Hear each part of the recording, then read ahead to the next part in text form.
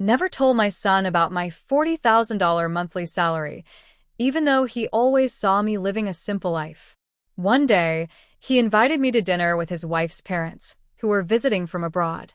I decided to see how they would treat a poor person by pretending to be a broke and naive mother. But the moment I stepped through the door of that restaurant, everything changed. What happened that night devastated my daughter-in-law and her family in a way they never imagined. And, trust me, they deserved it. Let me explain how I got there. Let me tell you who I really am. Because my son Marcus, at 35 years old, never knew the truth about his mother. To him, I was always just the woman who left early for the office, who came back tired in the evenings, who cooked with whatever was in the fridge, just another employee, maybe a secretary, someone ordinary, nothing special. And I never corrected him. And making decisions that affected thousands of people. Why tell him? Money was never something I needed to hang on the wall like a trophy. I grew up in an era where dignity was carried within, where silence was worth more than hollow words. So I guarded my truth. I lived in the same modest apartment for years. I used the same leather handbag until it was worn out. I bought clothes at discount chains, cooked at home, saved everything, invested everything, and became rich in silence. Because true power doesn't shout. True power observes. And I was observing closely when Marcus called me. Never told my son about my $40,000 monthly salary, even though he always saw me living a simple life. One day, he invited me to dinner with his wife's parents, who were visiting from abroad. I decided to see how they would treat a poor person by pretending to be a broke and naive mother. But the moment I stepped through the door of that restaurant, everything changed. What happened that night devastated my daughter-in-law and her family in a way they never imagined. And, trust me, they deserved it. Let me explain how I got there. Let me tell you who I really am. Because my son Marcus, at 35 years old, never knew the truth about his mother. To him, I was always just the woman who left early for the office, who came back tired in the evenings, who cooked with whatever was in the fridge, just another employee, maybe a secretary, someone ordinary, nothing special. And I never corrected him. I never told him that I earned $40,000 every month, that I had been a senior executive at a multinational corporation for almost 20 years, signing million-dollar contracts and making decisions that affected thousands of people. Why tell him? Money was never something I needed to hang on the wall like a trophy. I grew up in an era where dignity was carried within, where silence was worth more than hollow words. So, I guarded my truth. I lived in the same modest apartment for years. I used the same the uncomfortable. It wasn't the voice of a son inviting his mother. It was the voice of someone asking not to be embarrassed, to fit in, to make a good impression. Do they know anything about me? I asked calmly. There was a silence. Then Marcus stammered, I told him you work in an office, that you live alone, that you're simple, that you don't have much. There it was, the word simple, as if my entire life could be contained in that miserable adjective, as if I were a problem he needed to apologize for. I took a deep, deep breath. Okay, Marcus, I'll be there. I hung up and looked around my living room. Old but comfortable furniture, walls without expensive artwork, a small TV, nothing that would impress anyone. And at that moment, I decided if my son thought I was a poor woman, if his wife's parents were coming ready to judge, then I would give them exactly what they expected to see. I would pretend to be broke, naive, and desperate. A mother barely surviving. I wanted to feel firsthand how they treated someone who had nothing. I wanted to see their true faces because I suspected something. I suspected Simone and her family were the type of people who measured others by their bank accounts. And my instinct never fails. Saturday arrived. I dressed in the worst outfit I owned. A light gray, shapeless, wrinkled dress, the kind they sell at a thrift store. Old, worn-out shoes, no jewelry, not even a watch. I grabbed a faded canvas tote bag, pulled my hair back into a messy ponytail, and looked in the mirror. I looked like a woman broken by life. Forgettable. Perfect. I got into a taxi and gave the address. A high-end restaurant in the most exclusive part of the city, the kind where the menu doesn't list prices, where each table setting costs more than the average person's monthly salary. As we drove, I felt something strange. A mix of anticipation and sadness. Anticipation because I knew something big was coming. Sadness because a part of me still hoped I was wrong. I hoped they would treat me well, that they would be kind, that they would look past the old clothes. But the other part, the one that had worked 40 years among corporate sharks, that part knew exactly what was waiting for me. The taxi stopped in front of the restaurant. Warm lights, a doorman in white gloves, elegant people entering. I paid, stepped out, took a deep breath, crossed the threshold, and there they were. Marcus was standing next to a long table near the windows. He wore a dark suit, a white shirt, and shiny shoes. He looked anxious. Beside him was Simone, my daughter-in-law. She wore a tailored cream dress with gold accents, high heels, her perfectly straight hair falling over her shoulders. She looked impeccable as always, but she wasn't looking at me. She was looking towards the entrance with a tense, almost embarrassed expression. And then I saw them, Simone's parents, already seated at the table, waiting like royalty on their thrones. The mother, Veronica, wore a fitted emerald green dress full of sequins, jewels on her neck, wrists, and fingers. Her dark hair was pulled back in an elegant bun. She had that cold, calculated type of beauty that intimidates. Beside her was Franklin, her husband, an immaculate gray suit, a giant watch on his wrist, a serious expression. Both looked like they had stepped out of a luxury magazine. I walked toward them slowly, with short steps, as if I were afraid. Marcus saw me first, and his face changed. His eyes widened. He looked me up and down. I noticed him swallow. "Mom, you said you'd come."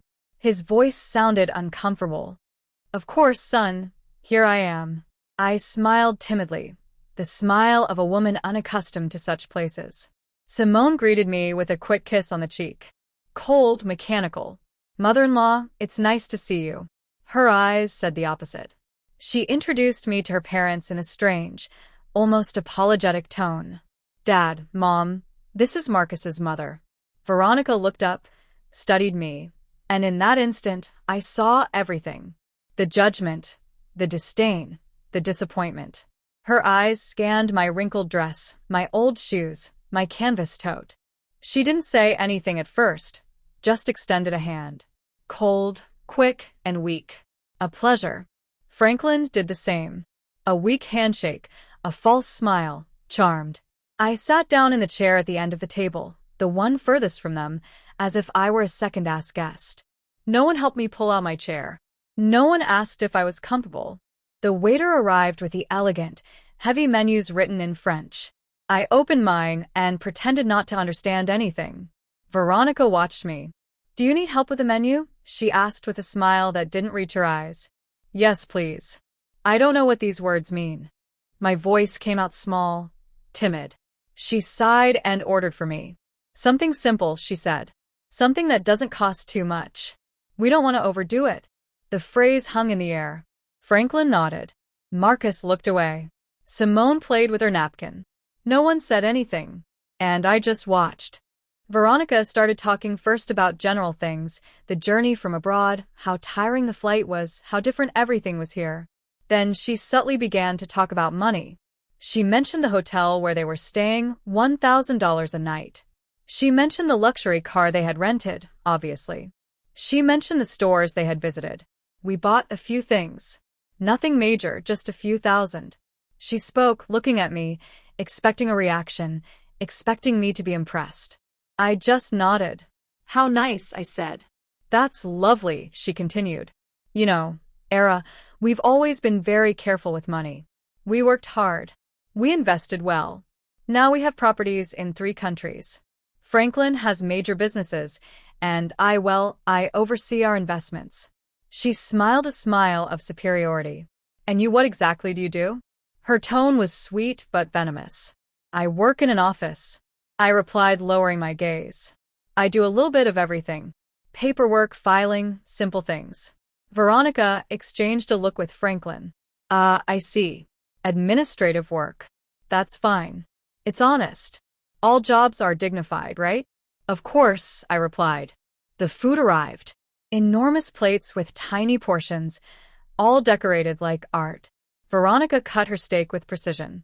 This costs $80, she said. But it's worth it. Quality is worth paying for. One can't just eat anything, right? I nodded. Of course, you're right. Marcus tried to change the subject, talking about work and some projects. Veronica interrupted him. Son, does your mother live alone? Marcus nodded. Yes, she has a small apartment. Veronica looked at me with feigned pity. It must be difficult, isn't it, living alone at your age without much support? And does your salary cover everything? I felt the trap closing. I barely replied, but I manage. I save where I can. I don't need much. Veronica sighed dramatically. Oh, Elara, you are so brave. Truly, I admire women who struggle alone. Although, of course, one always wishes to give our children more, to give them a better life. But oh well, everyone gives what they can. There was the subtle but deadly blow. She was telling me I hadn't been enough for my son, that I hadn't given him what he deserved, that I was a poor, insufficient mother. Simone was looking at her plate. Marcus was clenching his fists under the table, and I just smiled.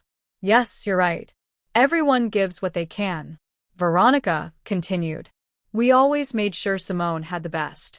She went to the best schools, traveled the world, learned 4 languages. Now she has an excellent job, earns very well. And when she married Marcus, well, we helped them quite a bit. We gave them money for the down payment on the house. We paid for their honeymoon, because that's just who we are. We believe in supporting our children. She looked at me intently. And you? Were you able to help Marcus with anything when they got married? The question floated like a sharp knife. Not much, I replied. I gave them what I could. A small gift. Veronica smiled. How sweet. Every detail counts, right? The amount doesn't matter. The intention is what's important. And right then, I felt the rage begin to stir within me. The rage wasn't explosive. It was cold, controlled like a river under ice. I breathed slowly, kept the timid smile, and let Veronica keep talking because that's what people like her do. They talk. They inflate themselves. They show off. And the more they talk, the more they reveal themselves, the more they expose the emptiness inside. Veronica took a sip of her glass of red expensive wine, swirling it in her hand as if she were an expert. This wine is from an exclusive region in France. It costs $200 a bottle, but when you know quality, you don't skimp. Do you drink wine, Era? Only on special occasions, I replied. And usually the cheapest one. I don't understand much about these things. Veronica smiled condescendingly.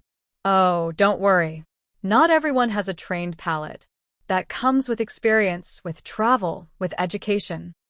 Franklin and I have visited vineyards in Europe, South America, and California. We are quite knowledgeable. Franklin nodded. It's a hobby, something we enjoy. Simone is learning, too. She has good taste. She inherited it from us. He looked at Simone with pride. Simone offered a weak smile. Thanks, Mom. Veronica turned to me. And you, Era, do you have any hobbies? Anything you enjoy doing in your free time? I shrugged. I watch television, cook, walk in the park, simple things.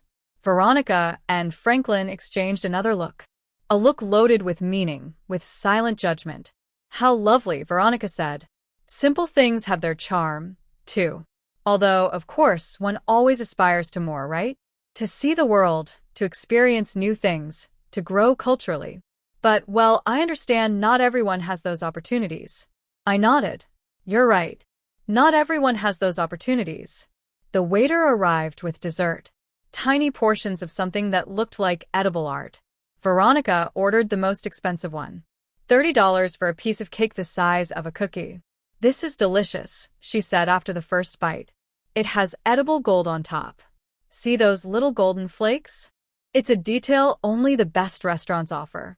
I ate my dessert. Simpler, cheaper. In silence, Veronica continued, You know, Era, I think it's important that we talk about something as a family now that we are all here. She looked up. Her expression changed, becoming serious, falsely maternal. Marcus is our son-in-law, and we love him very much. Simone loves him, and we respect that decision, but as parents, we always want the best for our daughter. Marcus tensed up. Mom, I don't think this is the time.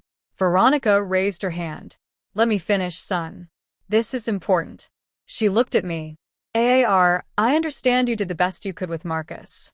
I know raising him alone wasn't easy, and I truly respect you for that. But now Marcus is at another stage in his life. He is married. He has responsibilities and, well, Simone, and he deserved to have stability. Stability? I asked softly. Yes, Veronica replied. Financial emotional stability. We have helped a lot, and we will continue to help. But we also believe it's important that Marcus doesn't have unnecessary burdens. Her tone was clear. She was calling me a burden. Me, his mother-in-law. Simone was looking at her plate as if she wanted to disappear. Marcus had his jaw clenched. Burdens? I repeated. Veronica sighed. I don't want to sound harsh, Alara, but at your age, living alone with a limited salary, it's natural for Marcus to worry about you, to feel that he must take care of you, and that's fine. He is a good son, but we don't want that worry to affect his marriage. Do you understand me? Perfectly, I replied. Veronica smiled. I'm glad you understand. That's why we wanted to talk to you. Franklin and I have thought about something. She paused dramatically. We could help you financially, give you a small monthly allowance, something that allows you to live more comfortably without Marcus having to worry so much. Obviously, it would be modest. We can't work miracles, but it would be a support. I remained silent, watching her, waiting. She continued, and in exchange, we would only ask you to respect Marcus and Simone's space, not to seek them out so much, not to pressure them, to give them the freedom to build their life together without interference. How does that sound? There was the offer, the bribe disguised as charity. They wanted to buy me off. They